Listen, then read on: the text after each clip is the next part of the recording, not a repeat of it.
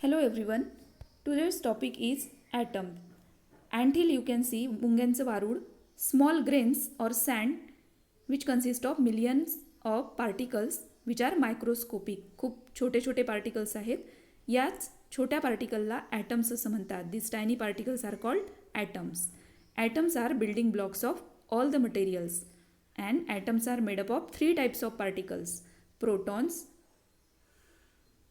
neutrons and electrons.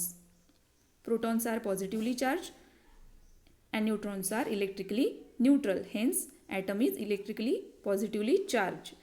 Both protons and neutrons are called as nucleons. Electrons are negatively charged, which are revolving around the nucleus. Electrons negatively charged असतात, protons positively charged असतात. Hence, atom is electrically neutral. Electrons are revolving around the nucleus. यामध्ये आपण shells बघू शकतो. Shells which discovered by Niels Bohr. He discovered that atom has been compared with the solar system as nucleus is sun आणि electrons हे planets which are revolving around the sun. त्यांनी याची तुलना आपल्या सोलर सिस्टीमचा सोबत केली होती. मॅक्झिमम नंबर ऑफ इलेक्ट्रॉन्स प्रत्येक शेलमध्ये किती असतात ते ठरलेलं आहे आणि त्याच्यासाठी फॉर्म्युला आहे 2n². इथे n म्हणजे orbit number of energy levels.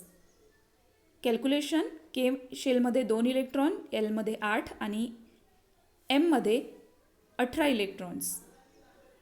Then electrons R J बाहेर इलेक्ट्रॉन्स असतात बाहेरच्या शेलमध्ये त्याला व्हॅलन्स इलेक्ट्रॉन्स आणि बाहेरच्या शेलला व्हॅलन्स शेल असं म्हणतात.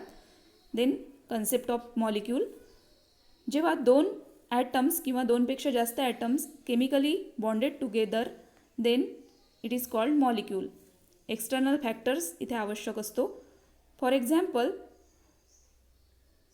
काही atoms electrons give or take रिलेशनशिपमध्ये असतात.